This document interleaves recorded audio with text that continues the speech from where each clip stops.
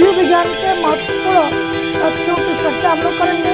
सबसे पहला तथ्य है कंगारू चूहा, जिसे डिपोडोमाइस कहते हैं। यह अपने जीवन काल में बिना पानी पिए रह सकता है। यह चूहा उत्तरी अमेरिका के रेगिस्तान में पाया जाता है और इसकी टांगें कंगारू के समान होती हैं और उनके समान यह छलांग लगाता है, अतः इसे कंगारू रैट के नाम से जाना जाता है। दूसरा फैक्ट है पश्मीना ऊन। यह ऊन लद्दाख व तिब्बत के पहाड़ी क्षेत्रों में पाई जाने वाली बकरी से प्राप्त होता है और इतना उच्च कोटि का होता है कि इससे बने कपड़े बहुत ही महंगे होते हैं। इससे बनी शाल 20 से 22,000 25,000 से ऊपर तक की होती है। तीसरा फैक्ट है हंगुल, जिसे कश्मीरी स्टैंग भी कहते हैं। यह एक अति आशंकित लाल मृग होता है जो आजकल दाचीग्राम नेशनल पार्क में सुरक्षित है। हंगुल एक उत्तर भारत और पाकिस्तान, खासकर कश्मीर में पाई जाने वाली लाल हिरण की नस्ल है। यह जम्मू और कश्मीर का राज्य पशु भी है। हंगुल का वैज्ञानिक नाम सर्वस एलाफस हंगुल होता है। दाचीग्राम नेशनल पार्क की स्थापना सन 1970 में हुई, जहां इसे संरक्षित किया गया है। वर्तमान समय में हंगुल की आबादी श्रीनगर के पास दाचीग्राम वन्यजीव अभयारण्य तक ही सीमित है, जो 141 वर्ग किलोमीटर में फैला हुआ है। यह संकटापन्न प्राणी है। 20वीं शताब्दी के प्रारंभ में इनकी संख्या लगभग 5,000 थी, जो 1970 में घटकर मात्र 150 रह गई। अतः इसके संरक्षित करने और इनकी संख्या में वृद्धि हेतु 1970 में IUCN तथा वैश्विक कल्याण कोष के सहयोग से जम्मू कश्मीर में हंगुल परियोजना का शुभारंभ किया गया था। चौथा फैक्ट है कस्तूरी मृग, जिसे मस्क डियर कहते हैं। इसका वैज्ञानिक नाम मोसस मोसिफेरस होता है। कस्तूरी मृग वास्तविक मृग नहीं होता। यह एकांत स्वभाव का और सिंह रहित मृग होता है।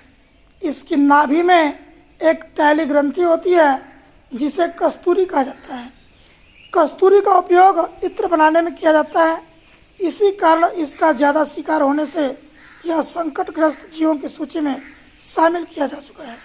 यह बर्फीले पर्वतों पर अधिकतर पाए जाते हैं। स्कॉट कस्तूरी मृग अभयारण्य उत्तराखंड के पिथौरागढ़ जिले में स्थित वन्यजीव अभयारण्य है। स्कॉट कस्तूरी मृग अभयारण्य भारत के उत्तराखंड के पिथौरागढ़ जिले में स्थित वन्यजीव अभयारण्य है, जिसमें कस्तूरी मृग को संरक्षित किया जाता है। पांचवा फैक्ट है ये सभी वास्तविक मछलियां नहीं हैं, लेकिन इनके आगे फिश लिखा जाता है, जैसे क्रेफिश। क्रेफिश ये आर्थ्रोपोडा संघ का जंतु है। कटलफिश मोलस्का संघ का जंतु है। जेलीफिश निडरिया संघ का जंतु है और स्टारफिश इकाइनोडर्मेटा का है। व्हेलफिश स्तनधारी होता है। अतः ये सभी वास्तविक मछलियाँ नहीं होती। फैक्ट नंबर 6 समुद्री जीव सी एनिमोन, जिसे रत्न ज्योति के नाम से जाना जाता है। यह जीव शिकारी समुद्री जानवरों का एक समूह है।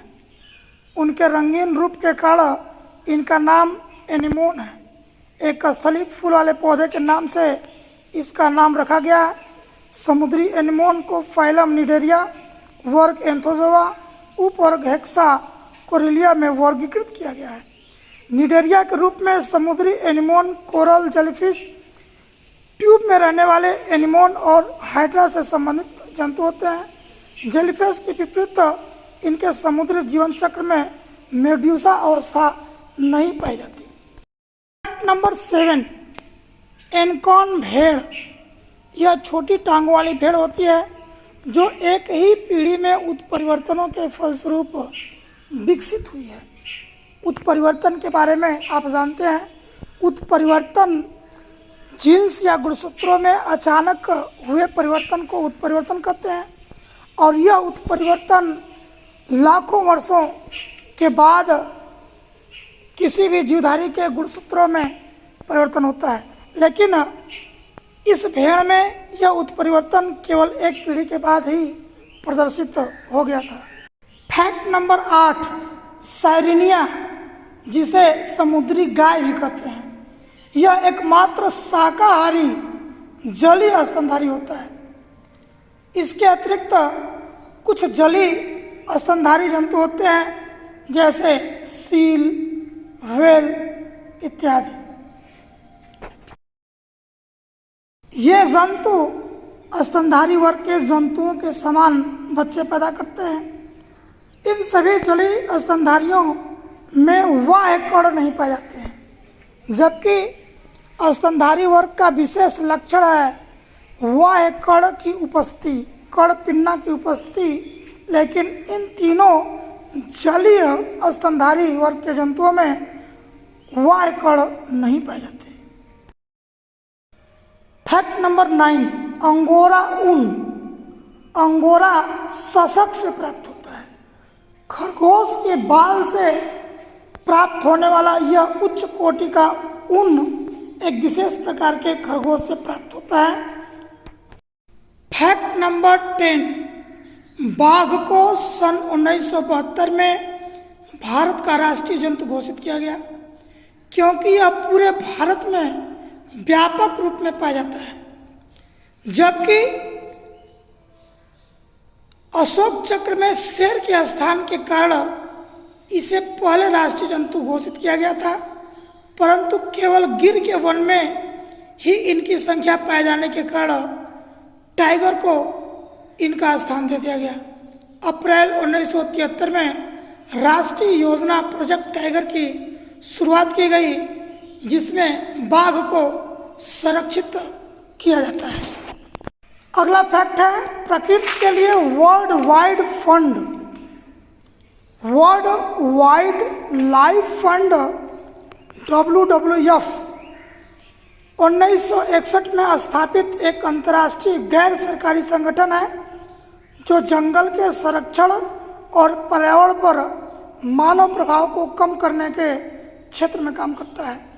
इसे पहले विश्व वन्यजीव कोष का नाम दिया गया, जो कनाडा और संयुक्त राज्य अमेरिका में इसका आधिकारिक नाम बना हुआ है।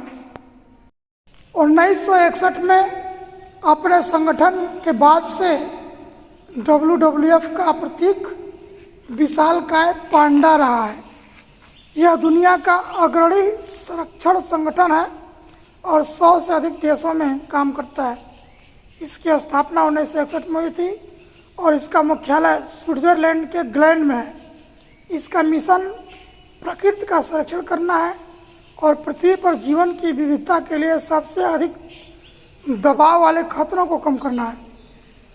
यह दुनिया भर के लोगों के साथ हर स्तर पर सहयोग करता है जो समुदायों, वन्यजीवों और उन स्थानों पर रहने वाले नवीन समाधानों को विकसित करने का काम करते हैं। नीली क्रांति, ब्लू रिवॉल्यूशन, मछली तथा अन्य जलीय जंतुओं को पकड़ना, उनका प्रसंस्करण, भंडारण तथा उनको बेचना, व्यापार करना एक प्रकार का उद्योग है जिसे मत्स्यिकी या फिशरीज कहते हैं।